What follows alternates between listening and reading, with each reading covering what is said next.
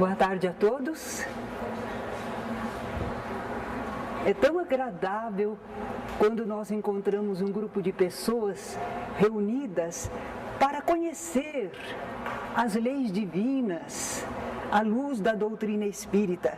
Eu tenho muito gosto de trocar com vocês essas ideias e contar o que existe nos livros da doutrina espírita. O nosso tema hoje é a criação. Nós já tivemos a aula sobre Deus, não é? O Criador. Agora vamos falar sobre a criação divina. Então, se uma noite escura a gente olhar para o céu e não for muito perto de cidade, mais para o interior, a gente consegue, mesmo sem o auxílio do telescópio, vermos muitas estrelas brilhando. O máximo que a gente consegue é ao redor de 6.000 estrelas brilhando. Ah, mas 6.000 estrelas nos parece tanto? São uma ínfima parte, um pouquinho só, das estrelas que compõem uma galáxia. As galáxias são sistemas estelares, são aglomerados de estrelas. Cada galáxia contém pelo menos 100 bilhões de estrelas. A gente só vê 6.000, é um nada, não é? E as galáxias, além das estrelas, elas têm outros corpos celestes, astros, planetas, asteroides, cometas, meteoritos, satélites e nebulosas. As nebulosas são massas estelares que ainda estão em via de condensação. Gás, poeira estelar, tudo isso está lá dentro da galáxia. Mas existem muitas galáxias. Quando a gente observa através do telescópio, essas galáxias parecem assim uma faixa brilhante, uma esteira brilhante. Mas aqueles astros, as estrelas que compõem uma galáxia, nós olhamos, parece que estão pertinhos, não estão não. Há um espaço muito grande entre esses astros, eles não colidem não, há um espaço enorme. Por exemplo, são tão grandes essas distâncias que não se mede por quilômetro não, eles falam anos-luz, porque a luz, ela percorre 300.000 quilômetros por segundo. Então, quando a gente fala anos-luz, a gente já viu a distância enorme que é, não é? Bem, nós estamos, aqui o nosso planeta Terra faz parte de uma galáxia. Ela é chamada Via Láctea, caminho de leite. Tá? Ela tem uma forma espiralada. Ela é constituída por 250 bilhões de estrelas e outros corpos celestes. O diâmetro dela, quer dizer, de uma ponta a outra, nós vamos medir em 100.000 anos-luz. Ai, distâncias enormes que a cabeça da gente não dá nem para comportar, não é? Além dessa Via Láctea, existem galáxias no universo em todas as direções. O universo é infinito, né? Os astrônomos presumem que deve haver pelo menos 100 bilhões de galáxias no universo. E a gente não tem essa ideia, né? Para nós é o que está firme, estável, é esse o mundo que nós conhecemos. Mas reparem, vamos ver, você projetou a imagem da galáxia, eu quero mostrar uma coisa lá. Vocês vão ver onde que nós estamos nessa galáxia que chama Via Láctea. Sobe mais um pouquinho, por favor, sobe bastantão. A imagem, como é muito claro, não dá para ver. Mas aqui nesse cantinho tem um quadrado. Está vendo aquele quadrado grande lá? Aquele quadrado grande eles ampliaram daqui, é um pedacinho. Um pedacinho pequenininho dentro dessa galáxia enorme. Naquele pedacinho está o nosso sistema solar. Está o nosso Sol, que é uma estrela de tamanho apenas médio. A Lua, como um satélite da Terra, planetas, Mercúrio, Vênus, Terra, Marte, Júpiter, Saturno, Urano, Netuno e Plutão, que agora eles não consideram mais planeta, né? Diz que é um simples planetoide. Um pedacinho lá, naquela espiral enorme. É esse o nosso lugarzinho no universo, dentro de uma das galáxias do universo. Isto é para a gente ver a grandeza dessa criação, não é? Bem, quando nós aprendemos isso, começamos a querer saber como será que se deu a formação do universo? Como é que começou tudo isto a se formar? E também a vida, inclusive aqui na Terra. Como será que começou? Qual a origem?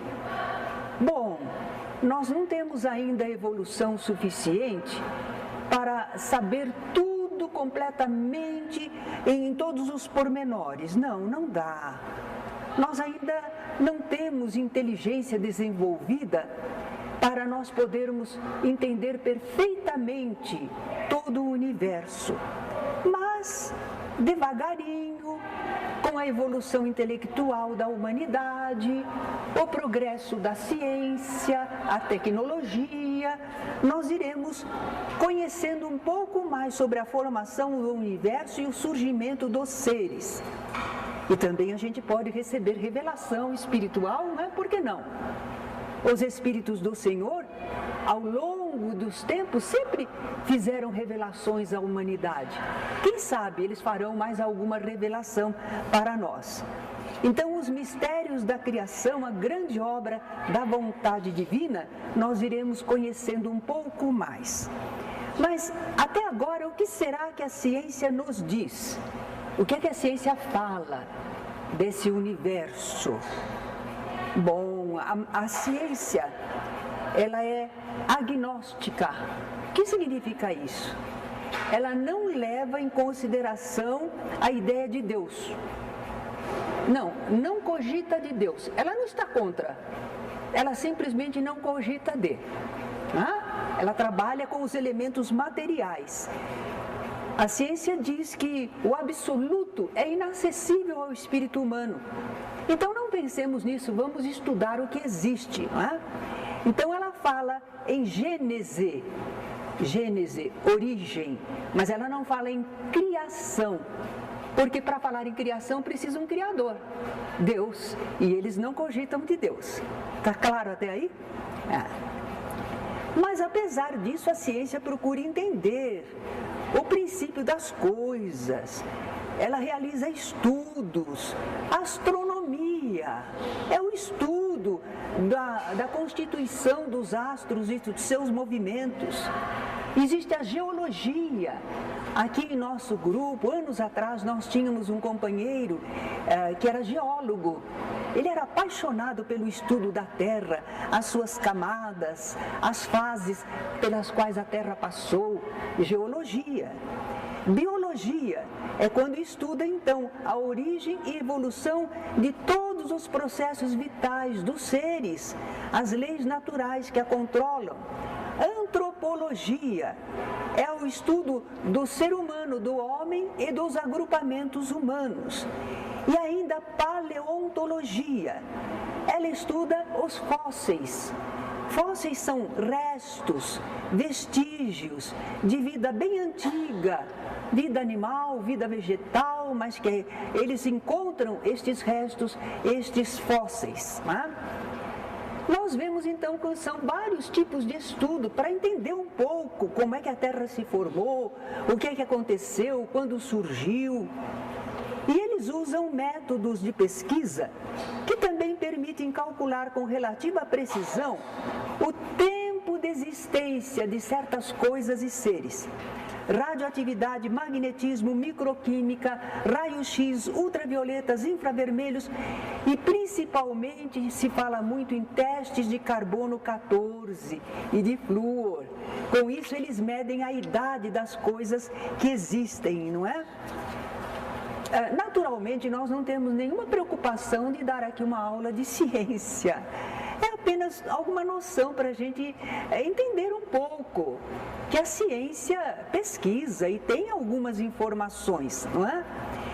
As conclusões da ciência até agora sobre a formação do universo e da Terra. Quando surgiu o sistema solar sistema solar é o Sol com os seus planetas, inclusive a Terra, não é? Esse sistema solar e o nosso planeta, quando será que surgiram? Eles têm uma teoria bem recente. Há alguns anos eles falam assim que o universo surgiu de uma explosão. Então eles dizem Big Bang. Eles usam a expressão americana, né? Norte-americana. Big, grande. Bang é um tiro, é uma explosão, né? O som de uma explosão. E então o universo que existe teria resultado de uma explosão em toda aquela substância, aquela massa, dando origem a tudo que existe. É a ciência falando, é a explicação da ciência. Sabe quando isso teria acontecido? Há 4 bilhões e 500 milhões de anos. Há muito tempo, não é? E a Terra? Também, só que bilhões de anos, mas bem depois do Big Bang. A formação da Terra começou. E a formação da Terra, ela foi em largos períodos e eras. Então a gente vai verificar o surgimento da vida na Terra. E há aquelas eras que eles dizem, deixa eu ver se nós encontramos aqui. Tem a era cenozoica, mesozoica. Quem estuda ciência, não é? Naturalmente saberá dessas eras. Quando apareceram os primeiros vegetais, quando apareceram os primeiros répteis, e quando surgiram os seres alados, eles têm distribuído por eras, não é? Essas formas primárias, as primeirinhas, apareceram quando a Terra ainda estava envolta em mares mornos. Porque houve a explosão, o elemento ainda era quente, aquecido, então as águas que envolviam a Terra estavam aquecidas. Nesses mares mornos é que surgem as primeiras formas de vida. Não é gente que surge, não. Surgem os elementos microscópicos, não é? E depois eles começam a evoluir para formas mais organizadas. Eles vão se multiplicando, passam por transformações. Mal comparando, só para a gente ter uma ideia. Não está aí uma campanha contra a dengue? E eles não falam que é para evitar água parada, porque lá começa o mosquito deposita suas larvas, e as larvas crescem e se transformam em mosquitos. Então, assim que começou a vida na Terra, ela começou por certo tipo de vida bem primário, mas que foi se desenvolvendo, multiplicando, passando por transformações. Então, através das eras proterozoica, paleozoica, mesozoica, cenozoica, foram surgindo todos os seres que a gente conhece na Terra, tanto de vegetais quanto de animais. E a última espécie a surgir foi a espécie humana, o ser humano. Nós somos assim a última etapa do processo de evolução orgânica. Os organismos que foram evoluindo, o nosso corpo, é a última etapa, é o ponto mais alto, não é? As formas primitivas surgiram há 1.750.000 anos, mas o ser humano é um pouco depois. E não apareceu logo o ser humano como nós somos hoje. O pessoal diz assim que nós descendemos do macaco. É um modo de falar, porque não é exatamente do macaco. É de uma forma que lembra os macacos. Mas um dos ramos dele apresentou uma evolução diferente e deu origem a um tipo que eles já chamam de hominídeo, porque já parece com os humanos. Mas ainda não é o gênero Homo. Mais tarde a gente vai encontrar Homo sapiens, somos nós. Vai evoluindo e apresenta a forma humana, como é hoje. Homo sapiens sapiens, não é? Nós queremos mostrar para vocês, nesse desenvolvimento das espécies, nós vamos ver aí embriões. Vocês podem olhar à vontade, vocês não vão encontrar muita diferença entre esses embriões. São de seres humanos? Não. São embriões de tartaruga, galinha, cão, e um deles é um embrião humano. Por que isso? Porque as espécies evoluíram, começando de um mesmo modelo. Então, o embrião humano, ele retrata a evolução que houve antes. Nós notamos, por exemplo, que na formação dos precursores embrionários, havia brânquias de peixes cauda. Naturalmente vai havendo uma transformação, uma atualização, e a gente não nasce com cauda não é? Mas a nossa formação primeira, de onde viemos, como foi feita lá no passado, nós tínhamos caudas. E vários outros órgãos nós tínhamos, que eram necessários naquela época, mas agora não são mais. Nos embriões das aves, por exemplo, a gente nota que há vestígios de dente, mas as aves não têm dente, tem? Não tem, mas no embrião delas aparece o vestígio dos dentes, que elas possuíram anteriormente. A gente vê aqueles dinossauros, aquelas aves voadoras, elas tinham dentes. É verdade, aquilo não é ficção, né? Então a gente nota que nos embriões dos seres, tanto os vegetais quanto os animais, existem vestígios de órgãos que eles tiveram e agora não existem mais, não precisa mais. Agora, quando é que se formou tudo isto, não é? Nós queremos saber como é que se formou, por quê? Bom, a ciência não tem explicação. A ciência só constata o que aconteceu. Começaram umas formas primitivas e essas formas evoluíram. Isso que a ciência sabe. É o que existe. Mas o porquê? Não, a ciência não sabe. E eles achavam que havia um elo perdido na escala da evolução dos seres. Quer dizer, fazendo aquele acompanhamento de todas as formas para mostrar a evolução, desde as mais primitivas até as mais avançadas, eles notavam que havia uma falta de um elemento, de uma continuação. Faltava um esqueletinho, faltava um ponto ali. Mas eles acham que encontraram em junho de 2003, na Etiópia, eles acharam esse elo intermediário na evolução dos seres. Onde teria surgido essa espécie humana, que começou de um ramo que o pessoal fala que é macaco, mas não era. De onde será que começou? Em que lugar do mundo? Onde vocês acham que começou? Segundo a teoria mais recente, eles chamam monogênese africana. Eles acham que surgiu na África, que a espécie humana surgiu na África. Só lá, e de lá se espalhou pelo mundo.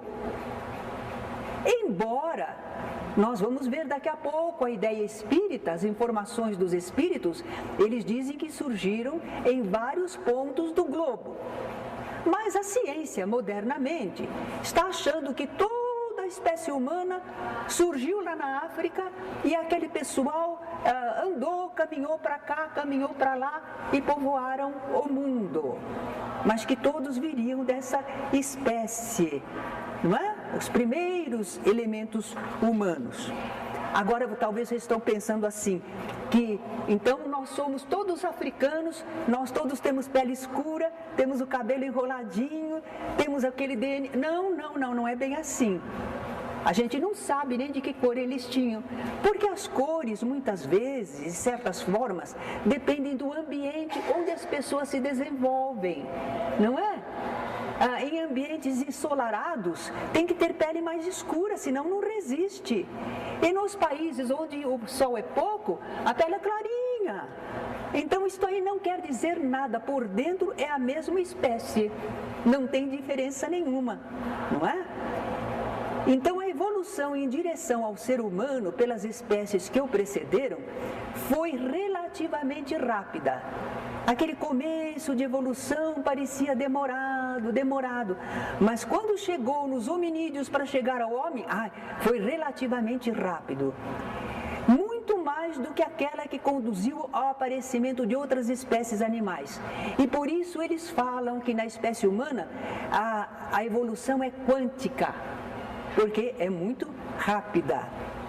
E a ciência, então, não tem resposta para tudo, não tem resposta como é que surgiu, mas ela sabe o que aconteceu desde que surgiram. Ela tem estudos a respeito, não é? É uma noção rapidinha, singela, sobre o universo e a vida que existe no universo, inclusive aqui na Terra.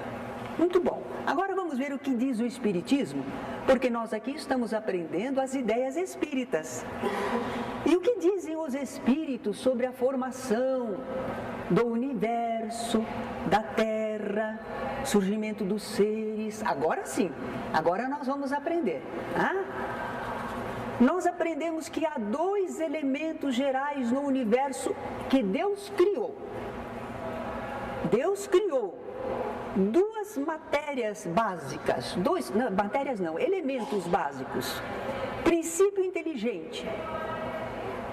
Desse princípio inteligente, por evolução, vêm todos os seres que têm característica de inteligência. Qualquer forma que tenha, mas que tenha a inteligência. Fluido cósmico universal. É a matéria primeira. Tudo que existe de matéria, seja bem sutil como um gás, seja bem sólida como uma pedra, tudo isso vem do fluido cósmico universal por transformações. Está muito difícil? Vamos repetir. O que Deus criou? Deus criou princípio inteligente. Todos os seres que têm característica de inteligência resultaram desse princípio inteligente. São desenvolvimento desse princípio inteligente. Está fácil até aí? E também, toda matéria que existe, seja mais sutil, seja mais sólida, toda ela vem do fluido cósmico universal, que é a matéria primeira. Então Deus criou 2 elementos só. E esses elementos se desenvolvem e dão todos os seres espirituais ou materiais. Ficou mais fácil agora? Deus criou espírito e matéria. Ou será que tem outra coisa no universo? Ou é espírito ou é matéria. Certo? Bem, aprendemos também com a doutrina espírita que o espaço universal, esse espaço que a gente vê, por exemplo, nós estamos olhando a Lua. Parece que não tem nada entre nós e a Lua, que é vazio. Mas tem sim. São gases, são elementos sutis, mas existem. Eles existem. É como o ar aqui. Nós estamos olhando uns para os outros, parece que não tem nada entre nós, mas tem o ar. Tem o ar. Então, o espaço universal, ele não é vazio, ele não é oco. Ele está preenchido por substâncias muito sutis. O espírito age sempre sobre a matéria. Então, quando o espírito age sobre a matéria, ele produz efeitos os mais variados. Esses efeitos variados são os fenômenos que a gente conhece no mundo. Na base dele está sempre algo espiritual agindo sobre o que é material. Os mundos são formados pela condensação da matéria. Onde junta a matéria, onde ela se condensa, forma um mundo. A Terra não é sólida para nós? É uma grande esfera enorme, não é? Tanta gente pode morar em cima dela. Então, ela é matéria. A matéria aglomerada, condensada. E essa matéria de onde veio? Bom, inicialmente ela estava esparsa. Ela estava sutilizada, esparsa, mas depois o pessoal concentrou. Às vezes eu gosto de fazer uma comparação mais singela, mas é para a gente poder entender. Olha a farinha, você solta a farinha, ela voa pelo ar, não é? Mas se você pegar a farinha e puser água e começar a bater nela, ela não fica diferente? E não pode ficar durinha, durinha? Então, por processos divinos da sabedoria divina, as substâncias sutis, materiais que existem pelo universo, podem ser condensadas, preparadas, não é? E aí forma-se um mundo.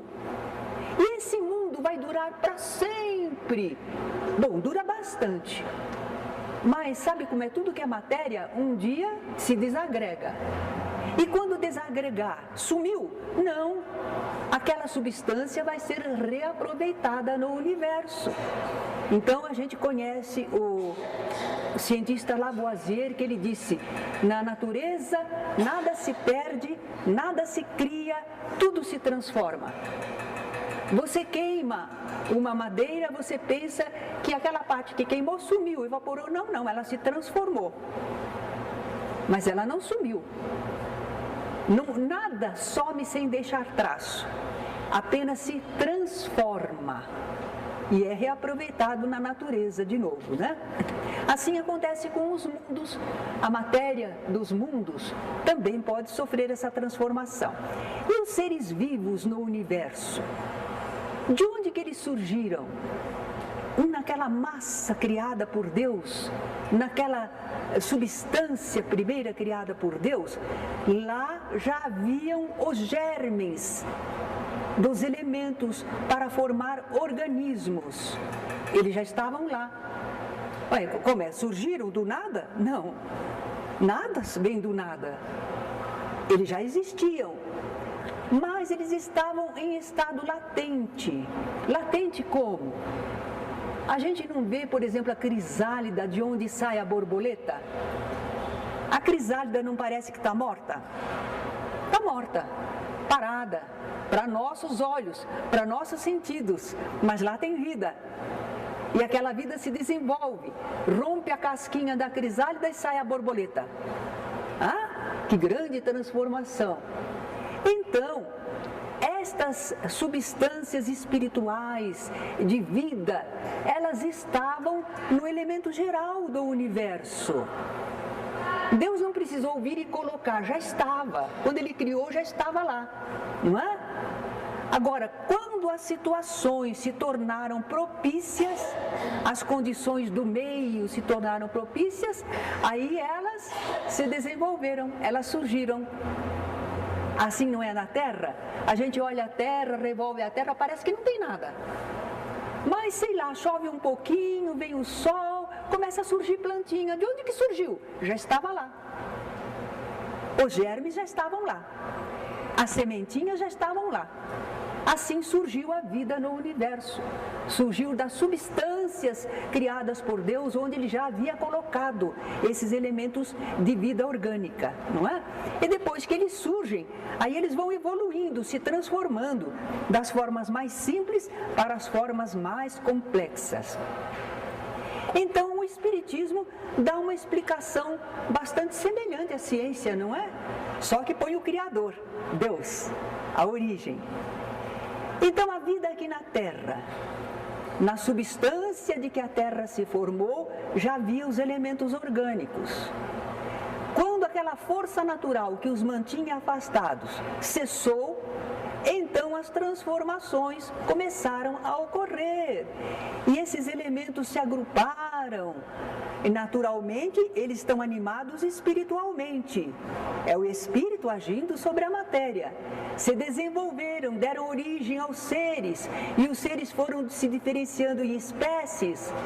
Os seres de cada espécie absorveram em si mesmos os elementos necessários para a reprodução. O homem e a mulher carregam consigo os elementos para formar novos corpos. Assim os seres carregavam consigo a possibilidade de gerar novos seres. Isso aconteceu, aí o Espiritismo difere um pouco, né, da ciência. Aconteceu em vários pontos do globo em épocas diferentes. Mas é sempre a mesma espécie. Não quer dizer que um surgiu mais cedo, outro surgiu depois, que são diferentes, não são da mesma espécie. E as diversidades das raças são devidas à influência do meio ambiente. Vimos as ideias da ciência, vimos as ideias do espiritismo e agora nós vamos lembrar as ideias da Bíblia. Porque muita gente está bem apegada às ideias da Bíblia. E se não for a Bíblia, ela diz, não é verdade. Não adianta a ciência falar, não adianta o espiritismo falar. Não está na Bíblia. A Bíblia são livros antigos, respeitáveis, do povo israelita, mas são obras bem antigas, escritos num tempo em que o pessoal não tinha nenhum conhecimento como tem agora, e foram explicadas as coisas segundo a possibilidade da humanidade naquela época. Se tentasse falar como agora, eles nem entenderiam. Olha, eu vou comparar com os nossos indígenas. Há lendas dos nossos índios para explicar o mundo, porque eles não sabiam, não é? Eles viam as coisas, mas não sabiam explicar. Então, por exemplo, como é que surgiram as estrelas?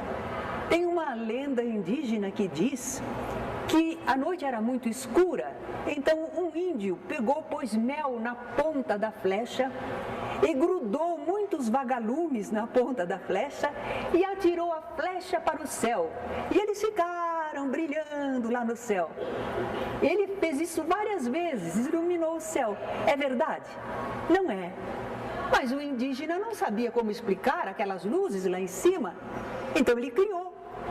Ele fez uma ideia de como poderia ser. Então nós vamos ver segundo a Bíblia, com todo respeito, porque são livros antigos, são livros que têm verdades lá dentro, mas têm explicações que a gente já não aceita mais. Vamos lá ver, no livro Gênesis, que quer dizer exatamente origem, não é? Lá nós aprendemos que tudo que existe foi criado por Deus. O sol, a lua, as estrelas, a terra com suas plantas e animais e, por fim, a espécie humana. Não é? Deus criou o mundo em 6 dias e no 7º descansou. No último dia ele criou o homem e criou a mulher, não foi? É assim que a gente aprende na Bíblia. E como é que ele criou tudo isso? Num ato da sua vontade. Faça-se a luz. E a luz se fez. Não tem explicação nenhuma. Deus quis, pronto, né? E os seres humanos? Primeiro o homem, Deus criou o homem. O primeiro homem nós conhecemos com o nome de Adão. Adão significa barro, quer dizer que é da terra, é do limo da terra. O homem foi feito da substância do nosso mundo material. Depois que Deus fez o homem, ele soprou nas narinas do homem para animá-lo espiritualmente. Passou assim o espírito para o homem.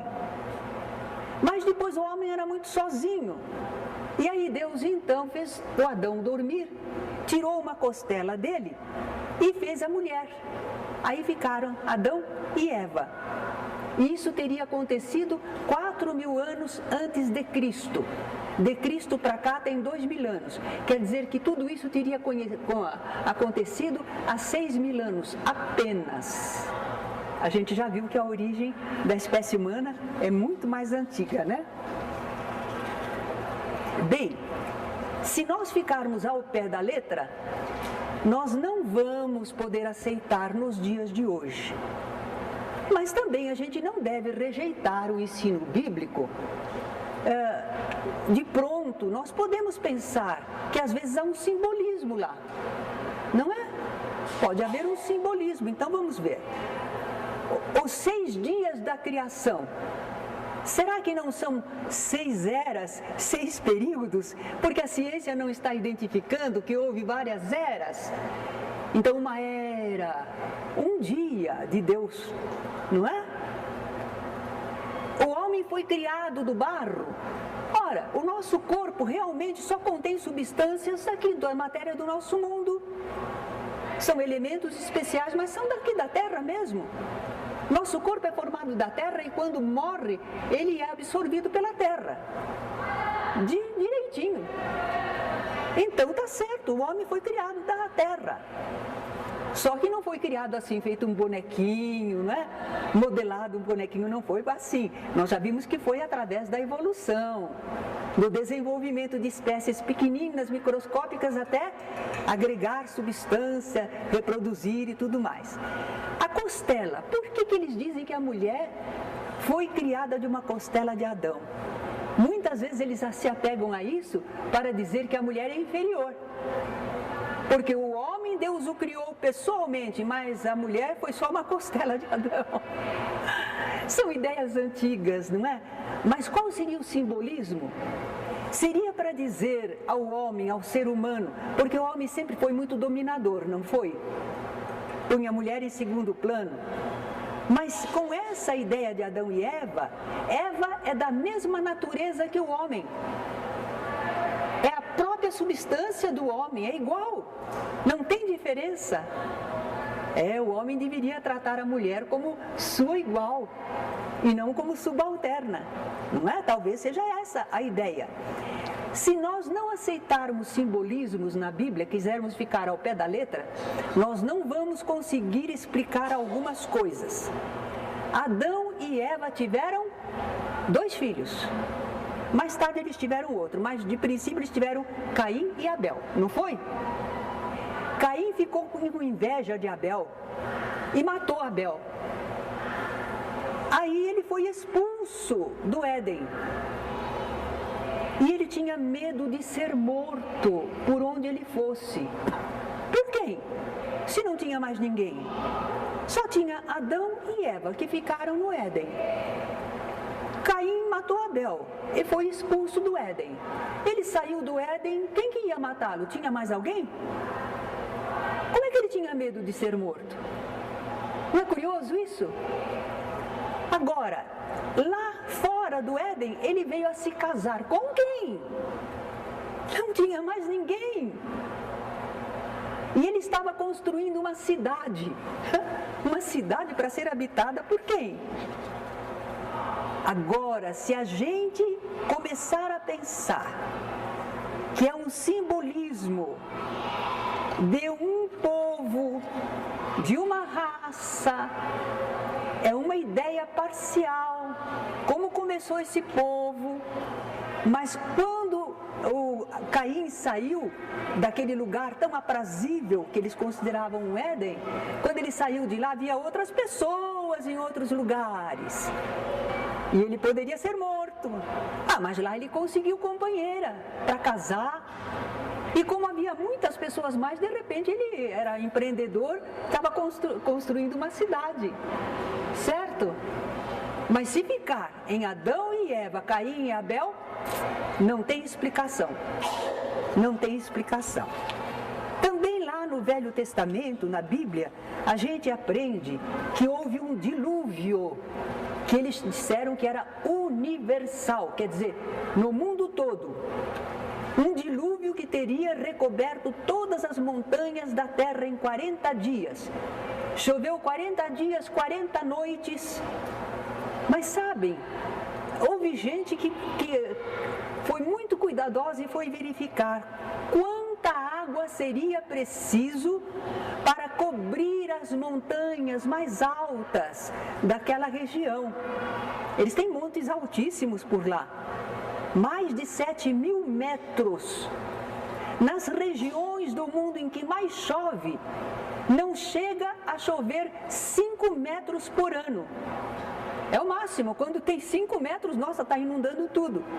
Mas para passar a montanha, que tem 7.000 metros, 40 dias, 40 noites, não deu não. Não daria não, né? Então, o que a gente está entendendo? Aquele dilúvio teria exterminado todas as criaturas da terra, menos Noé, sua família e os animais recolhidos na arca. É mesmo a arca. A arca tinha, assim, mais ou menos 150 metros de comprida e 25 metros de largura.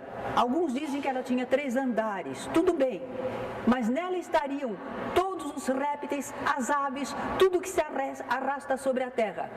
Todas as espécies de animais. Só um casal de elefante lá já ocupava bastante espaço, né?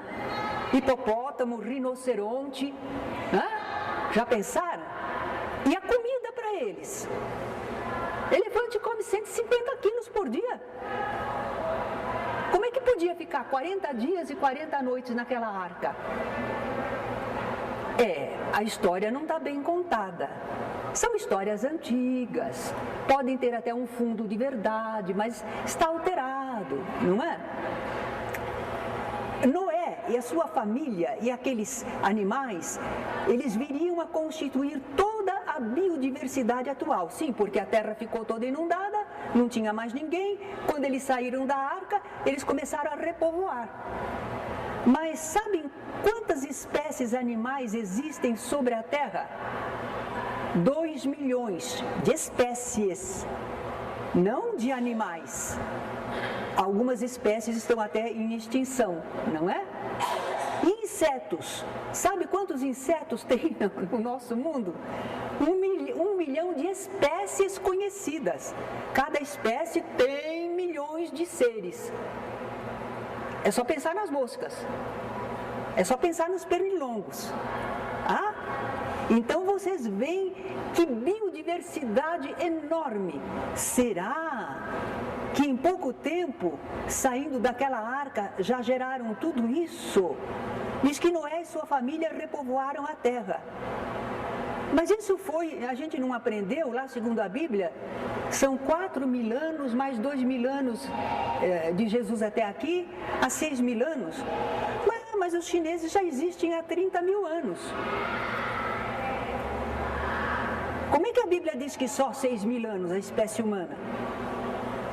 Há 30.000 já tinha chinês. A Índia, outras regiões há mais de 10.000 anos.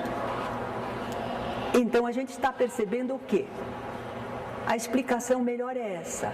Aquela região, porque a Bíblia é escrita pelo povo hebreu, os israelitas, onde eles moraram. E eles moraram naquela região da Palestina. Naquela região lá, é possível que tenha chovido muito, muito, muito e inundado bastante. É possível. Naquela região, habitada pelos hebreus e outros povos bíblicos da época. Então eles lembram da grande inundação, mas não foi no mundo todo, foi só naquela região. Nós às vezes sabemos que lá em Minas Gerais está tudo inundado, mas aqui para nós em Campinas está sequinho. Não foi o Brasil inteiro que ficou embaixo d'água, foram regiões do Brasil. Assim também, não é? Adão poderia ser um grupo sobrevivente de um grande cataclisma. Aquele dilúvio parcial numa região, seriam os que sobreviveram. Pode ser, pode ser. Mas em Espiritismo a gente aprende também que entre um mundo e outro pode haver uma troca de habitantes. Quando numa escola a pessoa mudou de cidade, ela vai para outra escola na outra cidade, no mesmo grau, na mesma série que ela está cursando. Não é? Então, no universo, pode vir de mundos semelhantes à Terra, pode vir gente para morar aqui. Eles são semelhantes, estão no mesmo grau de evolução da Terra. Então, pode haver. Quem sabe veio uma colônia de espíritos que vieram de um outro mundo, um outro planeta. Lá também tinha gente. E por que eles vieram para cá? Bem, os mundos, as pessoas vão evoluindo, melhorando. A Terra está melhorando, tem que melhorar. Mas muita gente está recalcitrante, está muito cheia de vícios e de agressividade e não quer acompanhar as transformações para melhor. Nesse mundo de onde eles vieram, houve uma leva de pessoas que não quiseram acompanhar. Livre-arbítrio, né? Não quero, eu não gosto, eu prefiro assim, tudo bem. Mas chegou uma hora que Deus disse, bom, então quem não acompanha vai para um outro mundo. Um outro mundo mais atrasado. Para castigar? Não. é porque aqueles que estão acompanhando merecem condições melhores para ir adiante e estão sendo atrapalhados pelos resistentes. Então os resistentes colocam eles num ambiente mais adequado para eles, como eles gostam. E aqueles espíritos vieram para a Terra, que era muito primitiva. Eles não gostaram, para eles perderam o paraíso. Lá onde eles estavam, tecnologia avançada, coisas tudo organizado, era maravilhoso. E eles vieram para cá, que tinha que ganhar o pão com o suor do seu rosto. E o sistema de reprodução, a mulher paria com dor. Eles não gostaram, não. Mas não foi que Deus quisesse castigá-lo. É que aqui eles já tinham conhecimentos, um intelecto desenvolvido, eles serviram de estímulo, de organização, passaram conhecimentos, ensinaram a lidar com os metais, que o povo da terra ainda não sabia nada. Então Deus colocou, é como uma enxertia, enxerta uma planta na outra para melhorar a qualidade, não é assim que a gente faz? Então Deus enxertou esses espíritos aqui na terra. Eles não quiseram acompanhar lá eles estavam atrapalhando, mas aqui eles eram úteis. Então eles vieram para a Terra. E isso pode estar simbolizado na história de Adão e Eva. Eles foram se reajustando à lei divina e ajudando no progresso dos povos da Terra. Nós dissemos que eles eram mais evoluídos, vocês vão dizer, como é que a gente sabe que eles eram mais evoluídos? Bom, porque de repente na Terra surgem pessoas que fazem coisas, ensinam coisas, demonstram coisas que a humanidade terrena não sabia nada. Então a gente percebe que veio uma colônia de espíritos mais desenvolvidos, mas não eram santinhos não, não eram bonzinhos não, eram medianos. Depois eles melhoraram, e aqueles que melhoraram, depois se recuperaram e foram para mundos melhores. A civilização egípcia maravilhosa, que construiu tanta coisa que até hoje o pessoal diz assim, como é que eles fizeram? Não seriam talvez populações assim espiritualmente mais avançadas, que se recuperaram e foram embora? Os sucessores, os descendentes, na carne são iguais, mas no intelecto, no espírito não são não. Eles não são tão desenvolvidos quanto os egípcios que foram embora. Então não sabem fazer as mesmas coisas. Devagarinho estão se desenvolvendo, né? Bom, conclusão. O Espiritismo é uma doutrina criacionista, porque ela fala de um Criador, Deus. Admite um Deus Criador e separa Deus da criação. A criação é uma coisa, o Criador é outra. O Criador é a fonte e a criação é o que Deus fez. Então, neste ponto, o Espiritismo concorda com a Bíblia, porque a Bíblia fala de um Deus Criador, não fala? Então, o Espiritismo está de acordo com a Bíblia e está discordando da ciência, porque a ciência não cogita de Deus. Ela é materialista e agnóstica. Agora, o Espiritismo, ele também não concorda com outras doutrinas que procuram explicar o mundo. Panteísmo é uma doutrina que diz assim, que Deus é o resultado de tudo que existe. Então cada um de nós é um pedacinho de Deus, não é? Mas aí como é que a gente vai explicar o mal em Deus?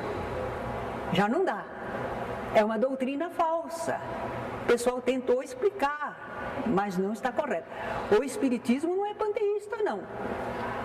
Ele separa o Criador da criatura. Nós não somos Deus, nós somos filhos de Deus, criaturas de Deus, mas nós não somos o próprio Deus. Bom, e o Espiritismo é evolucionista. A doutrina do Espiritismo fala de evolução, transformações, desenvolvimento, não é? Então, neste ponto, o Espiritismo vai discordar da Bíblia. Se a Bíblia for tomada ao pé da letra, o Espiritismo não concorda com ela. Porque na Bíblia não está muito claro essa história de evolução.